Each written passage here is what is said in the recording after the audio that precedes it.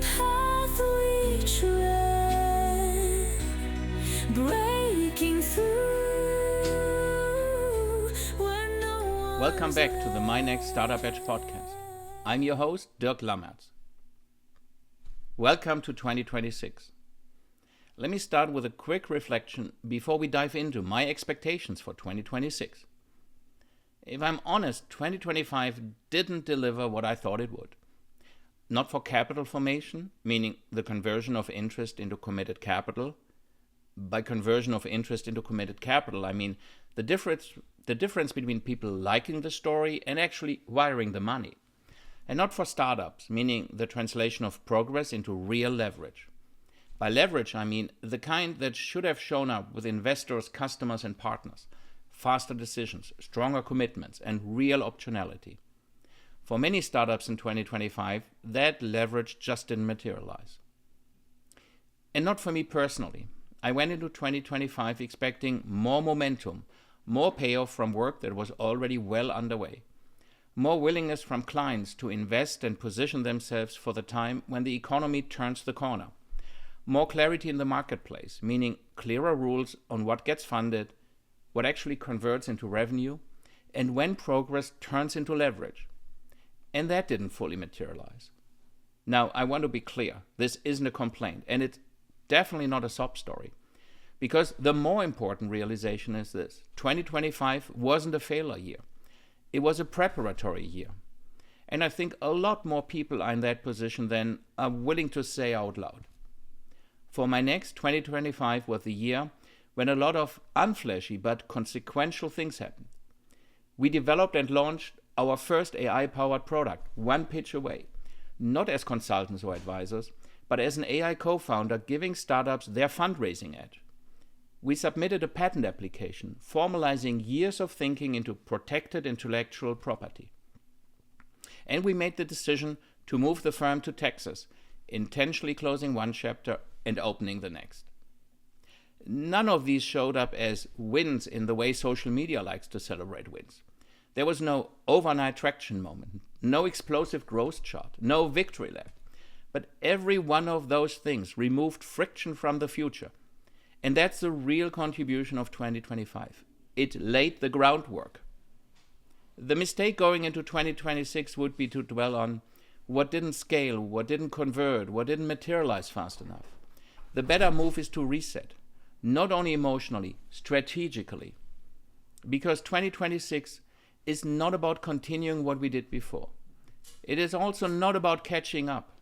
It's about compounding what's now in place. And that brings me to the core idea I want to explore today. 2026 is not a continuation year. 2026 is not a recovery year. 2026 is a filter year, where capital, customers, and attention start flowing only toward real momentum. A filter year is when activity stops being mistaken for momentum. When true, measurable, value-adding momentum gets separated from noise. Not loudly, not dramatically, but structurally. And this structural change will have a dramatic effect on your success with investors, customers, partners, and ultimately on your survival, whether you are a startup or an innovation team inside a larger organization. To be clear, the idea of a filter year isn't new in itself. It's always how real progress ultimately gets separated from noise. What's different about 2026 and why this is so crucial as you prepare for success in 2026 is timing. By now, the waiting option has expired. Enough work has accumulated, and capital, customers, and institutions have learned what doesn't compound. When those three things converge, systems stop tolerating ambiguity and start selecting for momentum. That's why 2026 isn't just another year. It's a filter year. And once you see 2026 as a filter year, a lot of what has felt confusing suddenly makes sense. Let's break this down.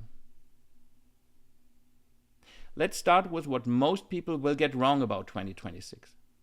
Most people will frame 2026 like this.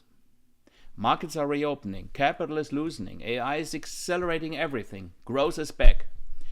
And while none of that is entirely wrong, it is also dangerously incomplete. Because what fundamentally changes in 2026 is not availability and access. What changes is expectation from investors, from customers, from partners.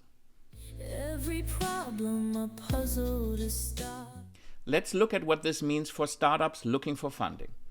Capital will exist, but it will be conditional. There will be money in 2026, but it will not chase narratives the way it did in late 2020 and in 2021. To be clear, when I compare 2026 to 2020 and 2021, I'm not talking about the economy. I'm talking about how capital behaved. In 2026, investors will not only ask, how compelling is your story? How sharp is your positioning? How polished is your deck? In 2026, investors will also ask things like, what actually changed since your last raise? What risk did you remove? What value inflection points did you achieve? What can you do now that you couldn't do 12 months ago? Deck polish alone will no longer compensate for missing traction and proof points. Vision stops being a differentiator. In 2021, vision got funded. In 2026, vision is assumed. Everyone has a big vision now. What differentiates founders in their ability is their ability to explain why the next 6 months matter, how those 6 months de-risk the business and add value to it, and how progress converts into leverage. Founders who can't articulate that sequence will stall, even if the idea is good, even if the technology is strong. Fundraising becomes a second-order effect. The best founders in 2026 won't be raising money, they'll be converting technical progress into customer pull, translating early adoption into unstoppable momentum, creating revenue line of sight, and using that revenue or near revenue as leverage, with investors, with partners, and vis-a-vis their competition. What's most important is this. Funding will follow momentum. It will no longer precede it. If you only remember one thing from this recording, then make it this. Funding will follow momentum. It will no longer precede it. Now let's switch perspectives and talk about what changes for innovators trying to turn innovation into revenue. Startup innovators, corporate innovators, product leaders, and technology teams. Innovation alone stops being strategic. By 2026, everyone has access to advanced technology. AI, automation, data platforms, sensors, software-defined systems. Innovation is no longer rare. Commercialization skills become the bottleneck. The question shifts from, is this innovative, to, why does this change buying behavior? The most important ability for innovators is to become an innovation revenue generator. In 2026, the cost of inaction become visible. Over the last few years, organizations could delay decisions and hide behind uncertainty. In 2026, that window closes. Competitors will have shipped, customers will have adopted, standards will have quietly formed. The penalty won't be failure, it will be irrelevance. Revenue favors translators, not inventors. The winners in 2026 will not necessarily be the best inventors. They'll be the best translators.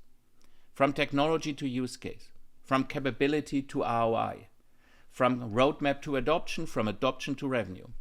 Innovation revenue will belong to teams who understand markets as deeply as they understand technology, and to those who act decisively on that understanding. If you zoom out, there's a single pattern connecting all of this. What is the actual through line bringing it together? Here's the unifying insight. 2026 is the year where momentum beats imagination, execution beats explanation, clarity beats cleverness. Not because people stop believing in the future, but because they've become impatient with promises and ambiguity. If 2025 felt slower than expected, chances are that you're actually not behind. You're probably better positioned than you realize if you use 2025 to lay the groundwork. Because the people who quietly did the work in 2025 are the ones who are now positioned to move decisively in 2026. But if you're in that position, now is the time to act. Now is the time to capitalize on the work you did to set the stage. 2026 won't reward noise. 2026 won't reward inaction. It will reward clarity, sequencing, and momentum that's already in motion and keeps accelerating. That's why I call it a filter here. And if you understand the filter logic and mechanism, then you can position yourself on the right side of it. Thanks for listening. If this episode got you thinking differently about how you approach 2026, I'd love it if you liked, subscribed, and shared this podcast with another founder or investor in your network. This is Dirk Lammertz. I'll see you in 2026. In the shadows, ideas ignite. A spark of brilliance cuts through the night. Chasing dreams, the edge of the unknown. Building futures, foundations of stone. Start a pledge, the power